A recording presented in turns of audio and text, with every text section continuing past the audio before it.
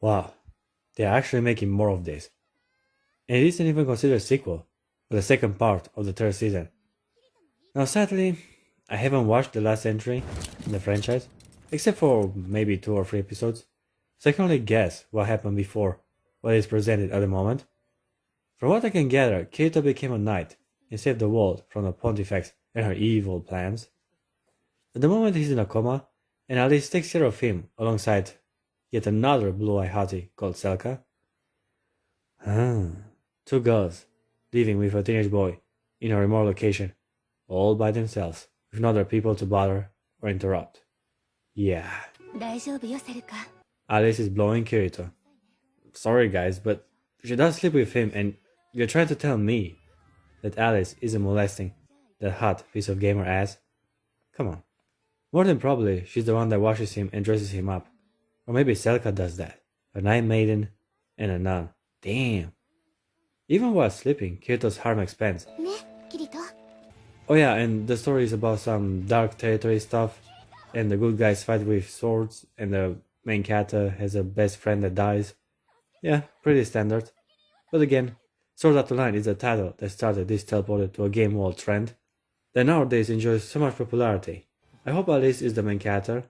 I love action anime with a female lead. Japan does it right when it comes to that.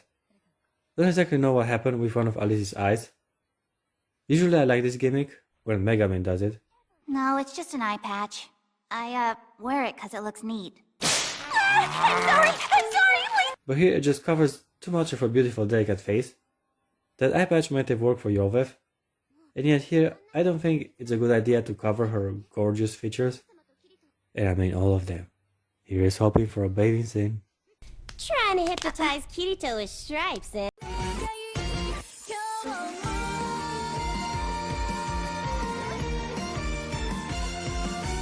Frankenstein gets a harem. Sorry guys, but that's what this is.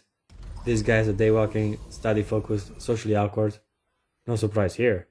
Zombie gorilla with scars on his face. What the hell? Does these girls have no standards? わからないけど Well, I guess it was about time for me to actually be able to relate with a main character. Unlike me though, he gets to live with a bunch of hot women. They come in all shapes and ages. Anyway, Frankenstein goes to school and everyone is afraid of the dark smoke coming out of his mouth. Can't blame them. He looks like he's about to kill someone. Now I really like the art style, especially the strong contrast of bright colors on darker backgrounds. It creates a horror-like atmosphere that in some weird way really fits with the tone the show incorporated. This is a harem anime, therefore girls will act like cats and hit towards the main character, regardless of his looks. Which is a big advantage for the protagonist, as otherwise he wouldn't have gotten the chance to interact and sometimes even touch so many attractive females. As a first impression, the girls look cool enough to pique my interest. They are Valkyries, and you won't believe this. But only when they fall in love with Frankenstein can they unlock their full potential. Wow. Never seen or heard of a concept like that in an anime before. Yeah. First girl that gives in and lets herself charmed by our handsome main character is this blonde tsundere chick that wears glasses to seem smarter than she really is. それくらいは勉強済みだ。勉強するときはメガネをかけるものなのだろう。 You may say, I'm just jealous of the protagonist for having so much more game than me. And to that I say, yeah, it's true. But this concept would have worked far better in a hentai. That's all I'm saying.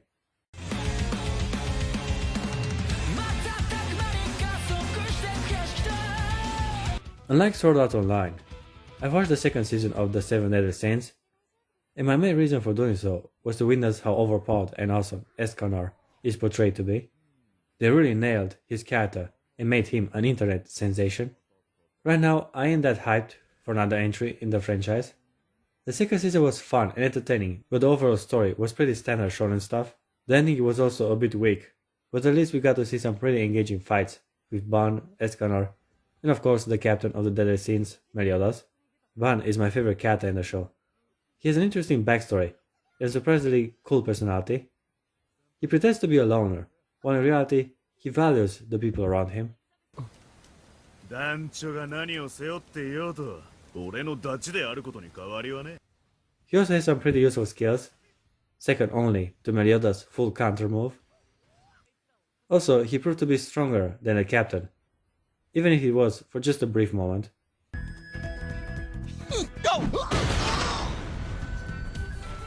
It looks like I win. Anyway, the addition of the Ten Commandments was a great idea. It had the show a lot story-wise, and motivated the members of the Seven Deadly Sins to become stronger and even more awesome individuals. Sadly, the anime lacks a bit of focus, and some character arcs end up being a disappointment. Well, now the saga continues. Hopefully, there are many more visually impressive battles to come and skirts for Meliodas to pick under. My goodness, what a beautiful view. It sure is. Come to think about it, they toned down the fan service a bit in the second season, and unfortunately in this one as well. The anime is no longer part of the ecchi genre, which saddens me to the core.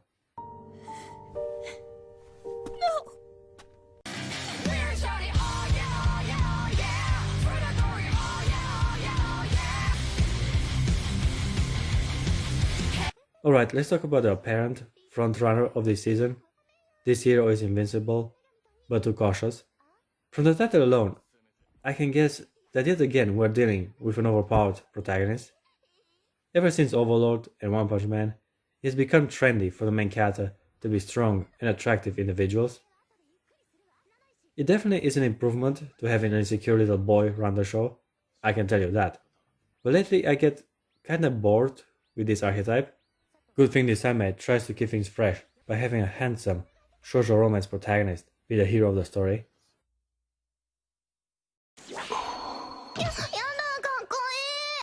The main character might just be this weird blonde goddess though. She's the one that summoned him to this crazy game fantasy world, and from what I could gather so far, it is her duty to save it. Just like in the title, the hero is way overpowered, but again, too cautious about everything.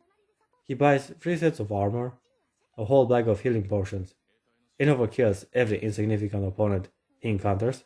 I guess the show tries to make him weird, to give him some sort of distinguishing personality. But if you ask me, the goddess is the weird one from the bunch. She is hyperactive, loud, and makes those ugly, terrible faces. 殴ってやりたいわ。とにかくこちらにも条件がある。条件って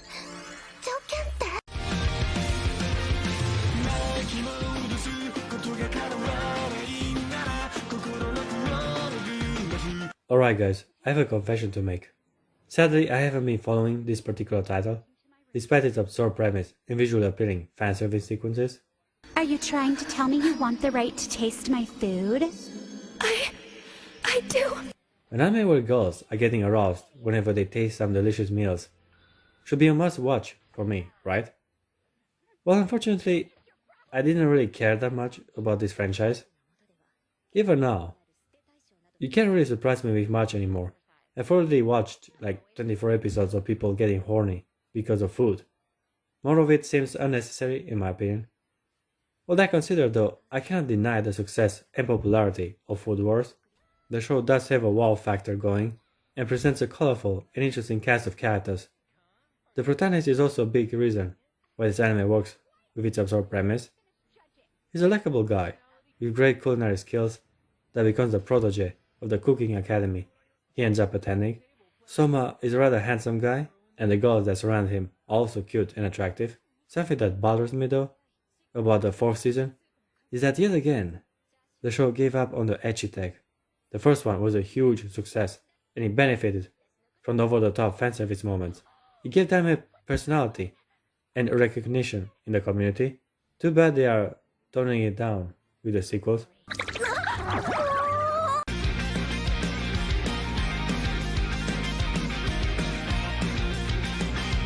A lot has been going on with this series ever since its release back in 2016. I thought it had a decent enough premise and some interesting and pretty awesome characters. The protagonist is a rather standard shonen MC stereotype, but he works well within the story. And I did actually witness a steady but constant progress of his powers. It was a great idea to have him train hard to be able to control the massive force that relies in his body. He often has to rely on his willpower and intelligence to overcome tougher opponents, which made the show way more enjoyable than to just have him punch his way out of every situation. All Might is also a well developed and entertaining character. He basically is Superman. Fear not, citizens! Hope has arrived!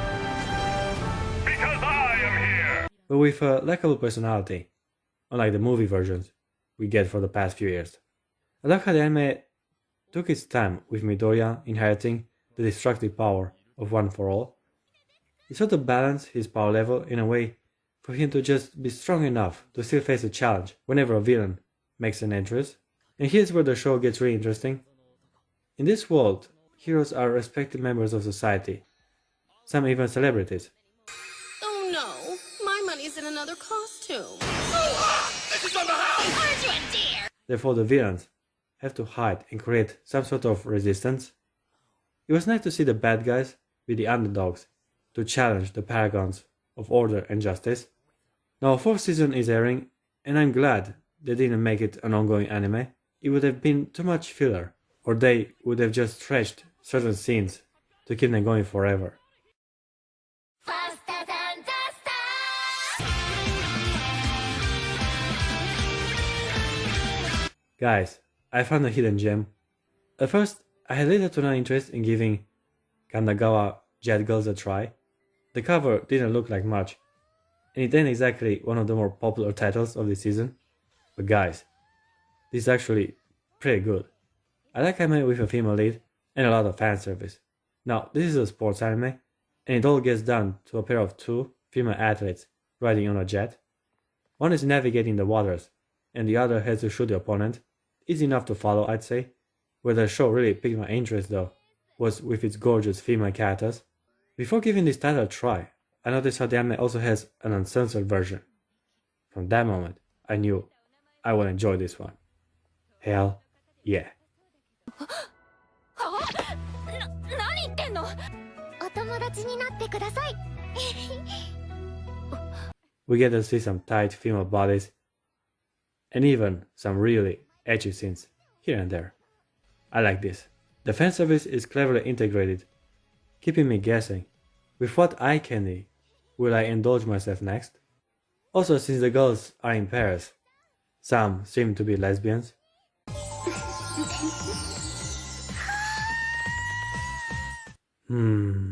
Yeah, I will definitely watch this one.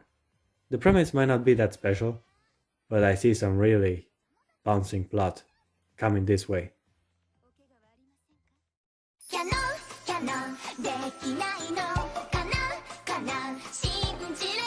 Lately, we seem to be getting 2 entries in the harem genre every season, and I couldn't be happier about it. It simply is the best form of art put on a screen. First season of We Never Learn made its debut this very year, and just a few months later, we already get a sequel.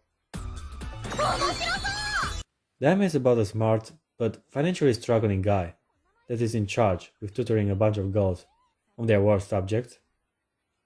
Unlike the quintessential quintuplets, these girls aren't related and are even excelling at certain classes. The show has a lot of comedy, mostly because of numerous misunderstandings that occur on a daily basis. The second season starts strong, as our characters are confusing school grades with boob measurements.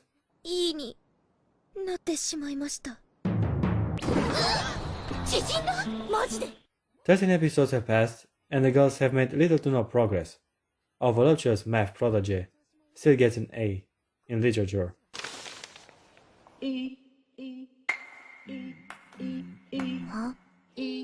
Probably because despite the main character's diligence, they mostly goof off when they have a group study together. The show is really funny, and it has a fast pace, which keeps the story engaging and me guessing on what kind of embarrassing scenario will our girls have to face in the next episode.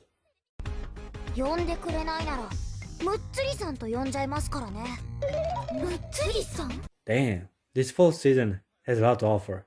Oh yeah, and remember to like and subscribe.